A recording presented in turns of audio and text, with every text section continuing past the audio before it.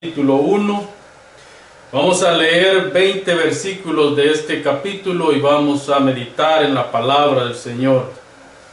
Vamos a meditar en una mujer fiel a Dios, fiel a su marido, y que aunque estaba pasando circunstancias difíciles, se mantenía firme en su fe. Dice la palabra del Señor: hubo un hombre de Ramaín,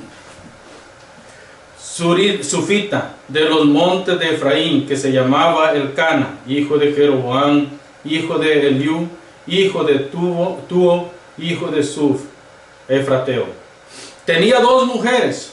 El nombre de una era Ana y el de la otra Penina. Penina tenía hijos, pero Ana no los tenía. Todos los años aquel hombre subía de su ciudad para adorar y ofrecer sacrificio a Jehová de los ejércitos en Silo, donde estaban dos hijos de Elí, Ofni y Finees, sacerdotes de Jehová. Cuando llegaba el día en que Elcana ofrecía sacrificio, daba a Penina, su mujer, la parte que le correspondía, así como a cada uno de sus hijos e hijas. Pero a Ana le daba una parte escogida, porque amaba a Ana, aunque Jehová no le había concedido tener hijos. Y su rival la irritaba, enojándola y entristeciéndola, porque Jehová no le había concedido tener hijos.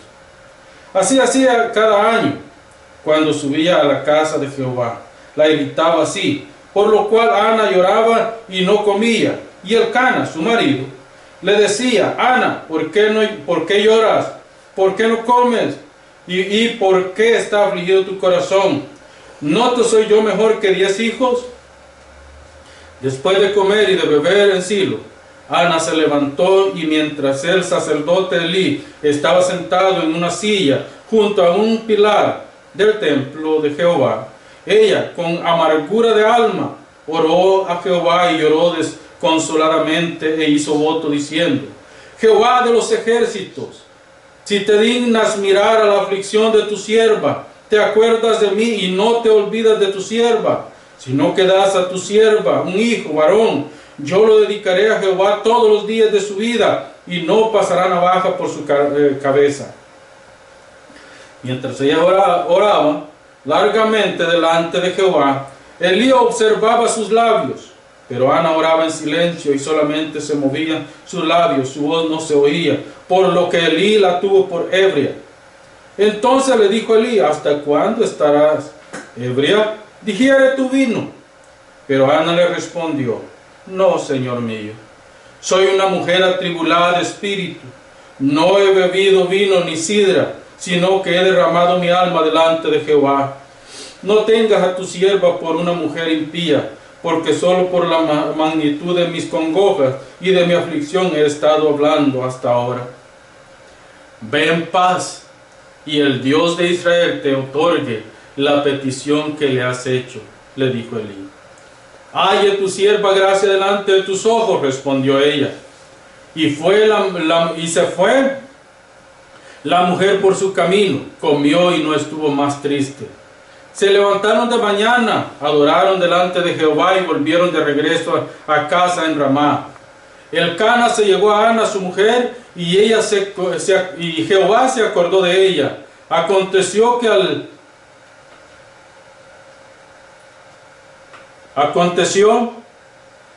que al cumplirse el tiempo, después de haber concebido, Ana dio a luz un hijo y le puso por nombre Samuel, por cuanto dijo: se lo pedí a Jehová. Hasta aquí la palabra del Señor. Esta es una historia que muchas veces se ha predicado, se ha enseñado.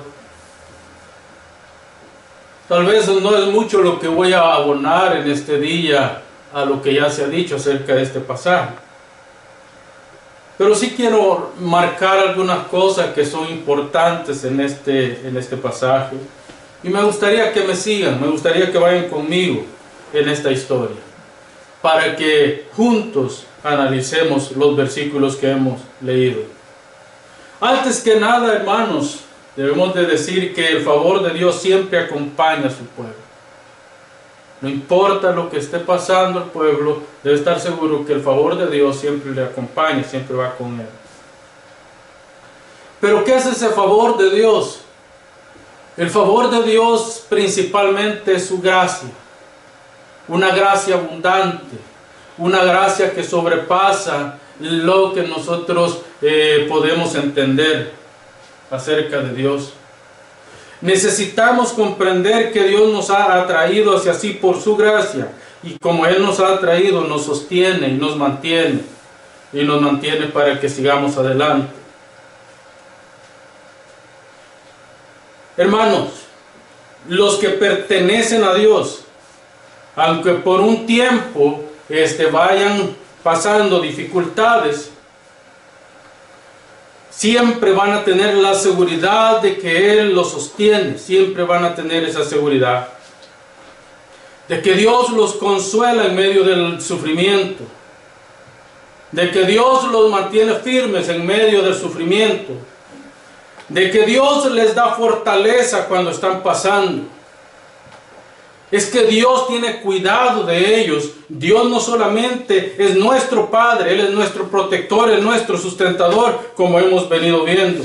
Y lo podemos ver en esta historia.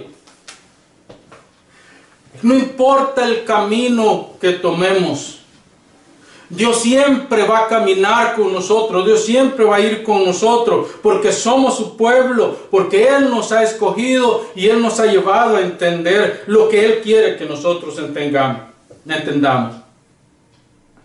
Así es de que, hermano, por difícil que veas que el problema se torna, Dios te acompaña en medio de esa dificultad. La historia que vemos en el capítulo 1 de Primero de Samuel es una historia que nos es dejada para que entendamos cómo Dios tiene el control de todo. Este triángulo amoroso que había entre Elcana, Penina y Ana era un triángulo que se estaba saliendo de control, como cualquier triángulo amoroso que pueda haber. Porque no hay nada oculto en este mundo, todo tiene que salir a la luz tarde o temprano. Elcana amaba más a Ana. Elcana tenía preferencia por Ana, aunque Elcana sabía que Ana no podía darle hijos. Y eso irritaba también a Penina, y la hacía sentirse celosa de la otra mujer de Elcana, y la acosaba y hacía cosas para que Ana se sintiera mal. Hermanos, tenemos que entender que desde el principio de la creación, desde el principio cuando Dios creó el matrimonio, porque fue Dios el que creó el matrimonio, Dios creó el matrimonio entre hombre y mujer. Dios no creó el matrimonio polígamo. Dios creó el matrimonio monógamo, donde un hombre y una mujer se unen y como consecuencia vienen los hijos.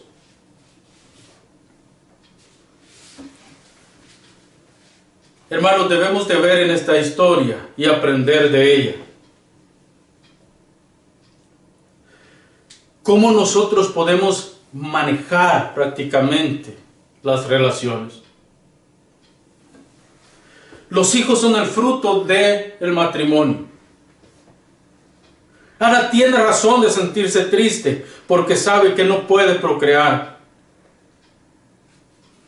Al no poder tener hijos, Ana se sentía prácticamente abandonada por Dios y se sentía sola en medio de aquel sufrimiento que estaba pasando. Así que en este estudio trataremos de ver 4 cosas importantes. La necesidad que tenía Ana de ser madre.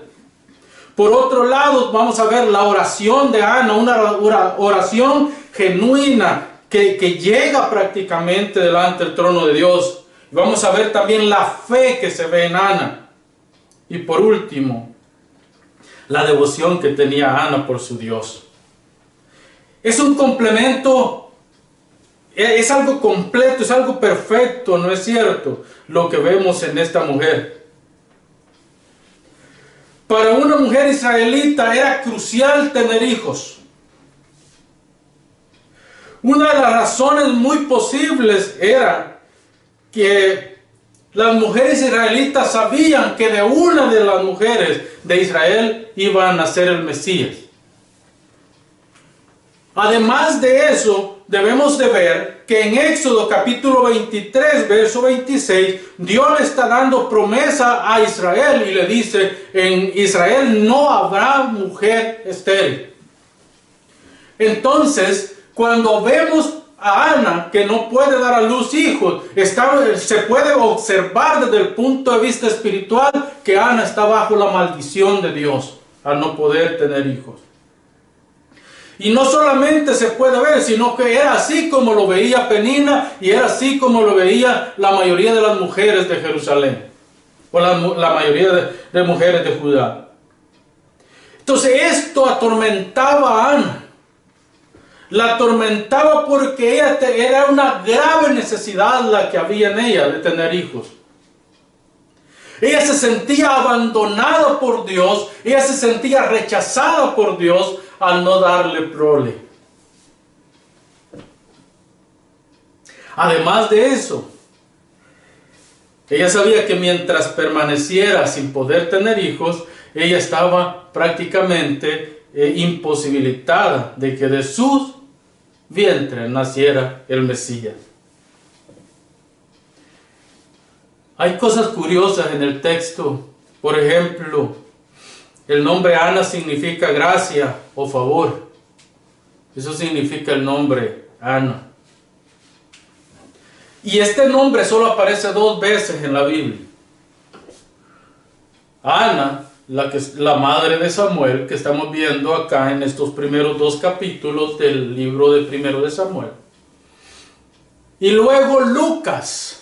En Lucas encontramos la segunda Ana, Lucas capítulo 2, versos 36 y 37. Ahí encontramos nuevamente el nombre Ana. En este caso, en el capítulo 2 de Primero de Samuel, nosotros podemos ver que Ana está profetizando. Ana canta un himno y ese himno es una profecía mesiánica. Está anunciando el advenimiento del Mesías en el seno de Israel. Un himno que va del agradecimiento que Ana tiene por el favor de Dios, por lo que Dios ha hecho con ella al darle hijo. Es un himno que muestra la superioridad del Mesías y el advenimiento del Mesías. Sin embargo, en Lucas capítulo 2, versos 36 y 37, vemos a la otra Ana, que ella está siendo prácticamente testigo de la presentación del Mesías en el templo. Simeón y Ana, en esta historia de Lucas, Simeón y Ana están presentes en el templo. Y ojo, que Ana, la de Lucas, solamente estuvo casada 7 años.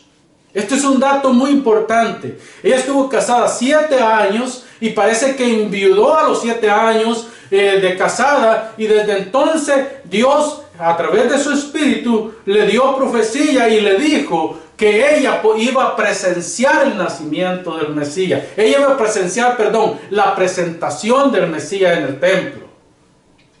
Entonces, ese día se está cumpliendo la profecía y Ana glorifica a Dios. Ana dice: hoy he visto al Hijo de Dios, al Salvador que ha sido presentado en el templo. Hoy se ha cumplido la profecía. Al igual como Simeón dijo: hoy puedo descansar en paz. Ojo, que estamos hablando que estuvo casada 7 años. Y también algo muy importante: las mujeres de Judá se casaban bien jóvenes.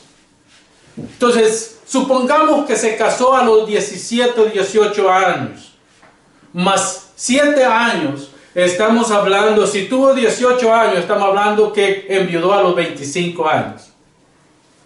¿Sí? O a los 24 años, enviudó a aquella mujer. Cuando el Mesías se presenta en el templo, Ana tiene 84 años. ¿Por cuánto tiempo Ana esperó el advenimiento del Mesías? Lo esperó por más de medio siglo. Esperó prácticamente por la venida del Mesías. Hermano, debe tener mucha fe uno para confiar en Dios de esta manera. Así de que Ana está presente en la presentación del Mesías, del Señor.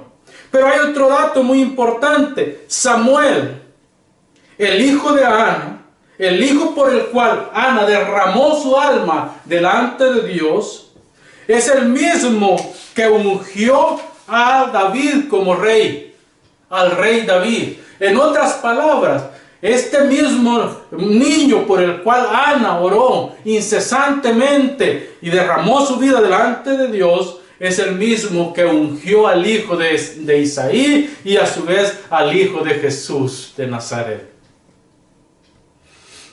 Hermanos amados, la historia de redención yendo paso a paso, llevándose a un feliz término. Es que Dios tiene un proyecto, que Dios tiene un plan y ese plan Dios lo va desarrollando paso a paso. Nosotros no podemos de ninguna manera pensar que Dios se ha olvidado de nosotros. Al contrario, nosotros debemos de entender que Dios está con su iglesia. Además de eso, tenemos que ver algo muy importante, el rol de una madre en el hogar. Las mujeres, la madre en el hogar crea estabilidad, crea un ambiente muy importante para la salud espiritual, para la salud emocional, para la salud psicológica y para la salud educacional de los hijos. La madre es importante. La madre infunde seguridad. Pero hermanos, la madre son más sensibles y son más dispuestas a la oración. Nosotros los hombres muchas veces somos bastante ociosos para orar. Y casi nunca nos gusta postrarnos delante de Dios. Pero las mujeres son bastante especiales en este sentido. Otra cosa que es muy importante, el carácter que transmiten. Las mujeres que transmiten un carácter cristiano a los hijos. Tal vez no en una sociedad tan moderna como la norteamericana, pero sí en sociedades como las centro y suramericanas, donde la mujer en muchas ocasiones se dedica bastante más al hogar, aunque hoy tal vez no tanto, pero la mujer siempre ha tenido un rol en el hogar. El Cana demuestra el afecto, demuestra el cariño, demuestra el amor que tiene por Ana. Es curioso porque se repite la historia de José. Se repite la historia del patriarca. Recuérdense que estamos hablando de Jacob. Jacob prácticamente amaba a Raquel. No es que menospreciaba a Lea, pero en realidad el corazón de Jacob jamás se pegó a Lea. Sentía cierto respeto, atracción y tal vez, y como su segunda mujer, también la apoyaba. Pero el corazón de Jacob le pertenecía prácticamente a Raquel. Entonces, hoy vemos lo mismo. Penina tiene el afecto del Cana, pero no tiene el amor del Cana. Sin embargo, Ana tiene el amor del Cana. ¿Y cómo lo demostraba el Cana? Cuando iban a ofrecer sacrificio, incluso cuando como amigos, como compañeros, se sentaban a la mesa, a Ana siempre le daban una porción más especial.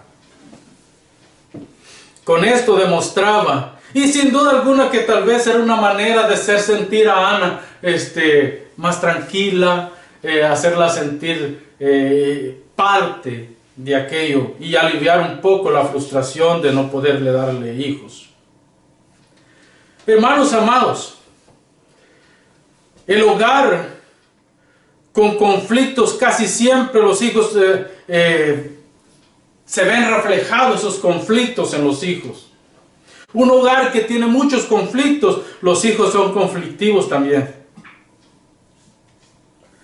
Dios ha llamado al matrimonio, Dios ha llamado a la pareja para que sean de estabilidad en el hogar. Sobre todo tienen que basar lo que en el hogar se hace en el amor, respeto, integridad, fe y compasión por los demás. Estos son virtudes que se deben de desarrollar en el hogar. Valores que se tienen que desarrollar en el hogar. Amor, respeto, integridad, fe, compasión. Un hogar tiene que tener estas cosas. Si nosotros hiciéramos un estudio entre una familia que practica estos valores, estas virtudes, versus una familia que no los lleva, sin duda alguna que esta familia que lleva estos valores sería de gran bendición para la sociedad en la que vive, para la iglesia y para la familia misma. Mientras que la otra familia que no practica estos valores, esa familia tiene muchos problemas sociales. El hogar que es verdaderamente fuente de estabilidad para la sociedad es el lugar donde Cristo reina, donde Cristo es el que toma el control. Ana tomó la decisión de dejar al lado todas las críticas, todo lo que Penina hacía contra ella. Ella tomó la decisión de dejarlos a un lado y ir a la fuente de la vida, ir a Dios y poner delante de Dios su petición y decir: hombre, yo no tengo por qué seguir afanada con lo que está diciendo esta señora, porque yo tengo a un Dios que todo lo puede. A veces hay que tomar decisiones y dejar a un lado a las críticas y la maldad de los hombres y enfocarnos en lo que Dios quiere que nosotros hagamos. La familia es el núcleo que Dios escogió para que sus miembros se desarrollen en sus ideales. Pero ¿qué ideales? ¿De qué ideales estamos hablando? Solamente hay dos ideales que deben de tener la preeminencia en nosotros: los ideales del reino y los ideales humanos. Debemos de amar a Dios con todo nuestro ser y debemos de amar al prójimo como a nosotros mismos. Ya dijimos que la aflicción de Ana era grande porque Penina la atormentaba. Penina se comportó como una verdadera pagana. ¿Cuántas veces hemos visto en la iglesia personas que se comportan de esta manera y hay que tenerles paciencia y amarlos? Por causa de Cristo tenemos que amarlos. Por causa de la bendición que viene al ser pacientes en el Señor. Penina atormentaba a Ana y la acusaba día y noche, especialmente cuando iban a ofrecer sacrificio, porque ella no tenía hijos. Ana también se sentía menospreciada por Dios y también por el Cana. Hermanos, en la genética de la mujer viene el querer tener hijos. Es una necesidad de la mujer, es parte de su genética. El deseo de ser madres. El hombre no siente ese deseo porque no puede, ni es parte de su genética. Pero sí el de la mujer. Ana accionó y se puso delante de Dios y le dijo: Dios, mira lo que hace esta fulana conmigo, mira mi aflicción, mira mi congoja y ayúdame, porque necesito tu ayuda. Yo no puedo continuar por mi propia fuerza en este asunto. Esto me recuerda algo muy importante. Ana está poniendo toda su confianza en Dios. Ana está poniendo toda su carga en Dios. Ana está poniendo todas sus dificultades en Dios. Pero me recuerda a Jesús en Getsemaní. Jesús en Getsemaní llegó al punto que ya él no sentía fuerzas para continuar en la misión que Dios le había dado. Y Jesús dice: Padre, si quieres, pasa de mí esta copa.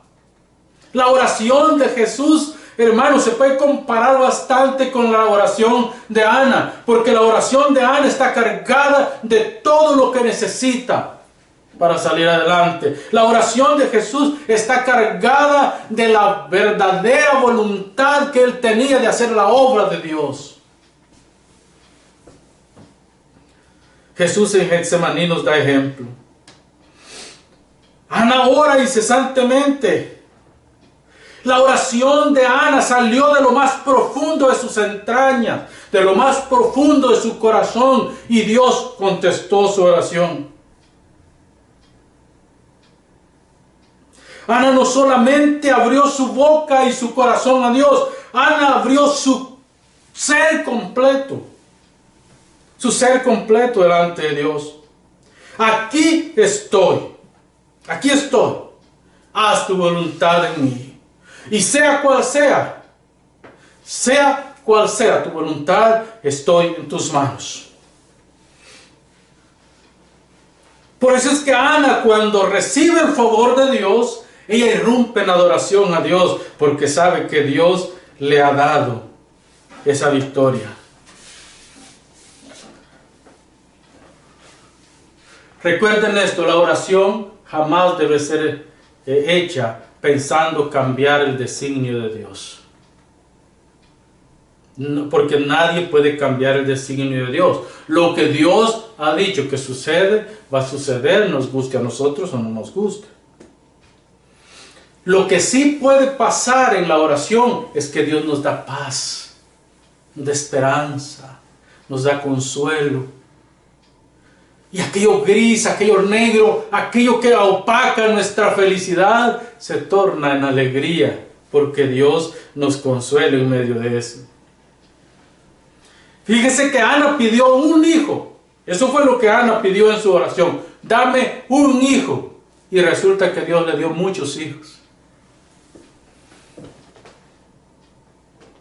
Pero hay un compromiso de parte de Ana. Ana dice: yo te voy a dar a este primogénito para el servicio de la obra. Esto demuestra, hermanos, la fe de Ana. Una fe no es una fe intelectual, no es una fe emocionista, es una fe prácticamente que está basada en Dios y en la obra de Dios. Es difícil nosotros poder entender la fe que Ana tenía. Es difícil para nosotros, porque tenemos que vivir una situación semejante para poder entenderlo. Ana depende completamente en Dios. Ana conoce a Dios. Es que la clave, hermanos, para poder caminar en este camino es conocer a Dios, saber quién es, qué es lo que Él quiere de nosotros y cómo nosotros podemos unirnos a Él en el trabajo que Él está haciendo. Mire, el verso 18 dice: halle su sierva gracia delante de tus ojos. Respondió ella. Se fue la mujer por su camino, comió y no estuvo más triste. Esto demuestra la calidad de fe que Ana tenía. Porque aunque ella está acongojada, cuando Elí le dice que el Dios de Israel te conceda lo que has pedido, ella ve esas palabras del sacerdote como palabras que vienen de Dios. Y Dios está diciendo: no te preocupes, que antes de un año tú vas a ser madre. Ella se levanta de la oración, ella se va, come, se alegra y nunca más se le ve triste por esta situación. Esta es la clase de fe que Ana tiene. Me recuerda las palabras de Jesús en el Sermón de la Montaña, capítulo 7, los primeros versículos que leímos. Él dice: pedid y se os dará, buscad y hallaréis, tocad y se os abrirá, porque todo aquel que pide recibe, y el que busca halla. Jesús está dándonos la clave. Nosotros tenemos que pedir y no pedir conforme a nuestros caprichos, porque Dios no ha venido a cumplir caprichos. Dios ha venido a cumplir su propósito en nosotros. Si queremos recibir respuesta de Dios, tenemos que ser persistentes en esa oración. Ana demuestra fe, ella le cree a Dios. Ana demuestra firmeza, ella continúa en esa oración. Y Ana demuestra que la palabra de Dios se va a cumplir. Y esto nos lleva al cuarto punto. Ana se abandona en Dios. Ella se ha abandonado en Dios. Ana, en estos momentos de crisis, como todo creyente, en este momento de crisis, Ana se ve el carácter cristiano de Ana. Ana es acusada por Elí, y era suficiente con la acusación de Elí para que Ana desistiera en su empresa. Ana es acusada injustamente, infielmente, pecaminosamente, paganamente por Elí, porque Elí prácticamente le dice: ¿sabes qué, mujer? Digiere tu vino y lárgate de este lugar. Ana le dice: no me tome por pagana, mi Señor. Solo soy una mujer acongojada. Solo soy una mujer que está pasando por dificultades grandes. No piense de esa manera acerca de mí. Elí escucha a Ana, lo que Ana tiene que decir, y la bendice. Mire, qué diferente hubiera sido para Elí si Elí primero la escucha a ella. Qué diferente hubiera sido, porque Elí no podía escuchar lo que Ana decía. Elí solo veía que se movían los labios de Ana mientras estaba derramando su alma delante de Dios, y su primera impresión fue: esta mujer está borracha. Y Ana le dice: no me tome por pagana, mi Señor, yo no soy borracha. Y es ahí donde Elí se da cuenta que ha pecado delante de Dios, y Elí la bendice y le dice: ve y que el Dios de Israel haga conforme a tu petición. Hermanos, Ana ve la providencia de Dios en las palabras de Elí. Dios se va a proveer de un hijo para mí. Ana era una mujer fuerte, definida y constante. Elí, las palabras de Elí, más todo lo que ella estaba viviendo con su marido, eran suficientes cosas como para decir: ¿sabe qué? Yo tiro la toalla, yo no quiero saber nada más de la iglesia.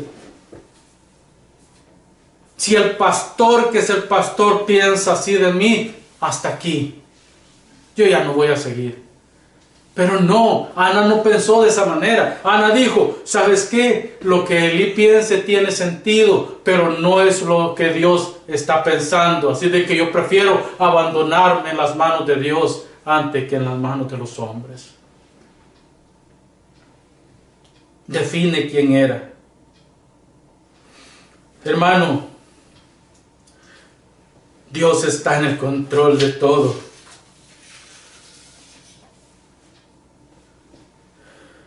Vemos la firmeza de Ana cuando Ana lleva prácticamente a Samuel al templo.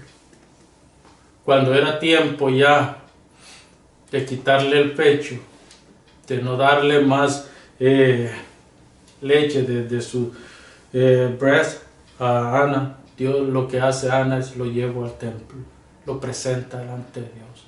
Y de ese día en adelante, Ana solamente lo visitaba una vez al año a su hijo, porque era de Dios.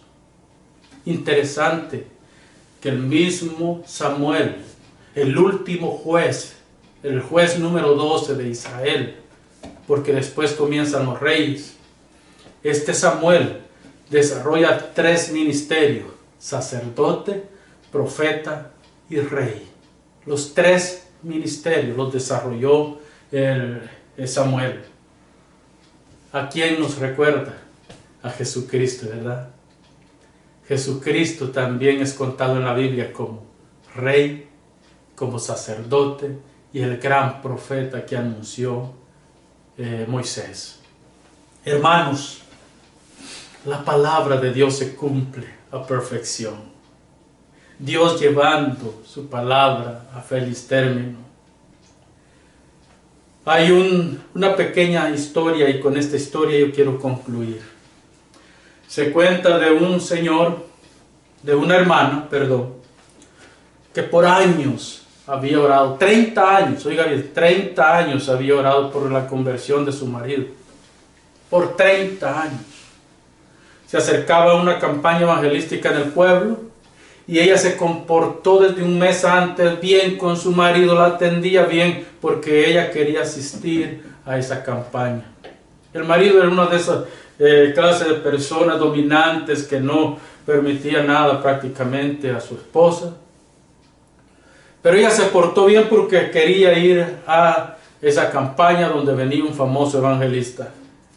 Al final llegó el día de la campaña, el primer día de la campaña, el marido accedió a llevarla, se quedó en el auto mientras ella adoraba a Dios. Es así pasó el segundo, al tercer día el Espíritu Santo lo tocó y el hombre fue hasta el ventanal del templo. Del ventanal del templo, en una esquina, empezó a oír el mensaje, a ver todo lo que estaba pasando, y el Espíritu Santo le siguió tocando y tocando. El cuarto día, él entregó su vida al Señor Jesucristo. Nunca le comentó a su esposa, al contrario, el quinto día, él afanado le dijo a su esposa: ¿sabes qué? Levántate, vamos a ir a la iglesia. La llevó y la esperó sin apresurarla ni nada, y así fue hasta el sexto día. El séptimo día, que era domingo, ese día iban a haber bautizos en la iglesia. En la noche, el día sábado, le habló por teléfono al pastor y le dijo: pastor, yo recibí al Señor en una de las noches estas por medio de la predicación y yo quiero ser bautizado mañana. El pastor dijo: pero usted tiene que ser adoctrinado antes de ser bautizado. Él dijo: he vivido con una cristiana por 30 años, pregunte lo que usted quiera, que hemos estudiado la Biblia, yo conozco la Biblia bastante. El pastor le hizo una cierta interrogación bíblica, al final el pastor coincidió con él y lo bautizaron el día domingo. En el bautizo él le dice al pastor: lo único que le pido es que mi esposa no sepa que yo me voy a bautizar. Pasó el penúltimo y pasó el último y ella dice: ese parece que se parece a mi marido. Ese día Dios le entregó un regalo que nunca lo iba a olvidar: la conversión de su marido al cristianismo. Mujer, hermano, iglesia en general, no pierdan la fe en Dios. Si han orado por 30, 40 años, si han puesto una petición delante de Dios, sigan orando, porque Dios les va a responder. Para Él no existe el tiempo. Amén. Oramos, hermano. Padre, muchas gracias por tu palabra, porque en ella encontramos, Padre, esperanza. En ella encontramos, Señor, una nueva luz en medio de tanta tiniebla. Ayúdanos, Señor, a entender tus propósitos, Señor. Perdónanos, Padre, si te hemos ofendido, y ayúdanos a guiarnos, Señor, en tu santidad, en tu amor y en tu justicia. En tus manos estamos, Señor, y que esta predicación, Padre, sea de bendición para alguien que esté en debilidad, Padre. Te lo pedimos todo en el santo nombre de tu Hijo Jesucristo. Gracias, Señor. Amén, Padre, y amén.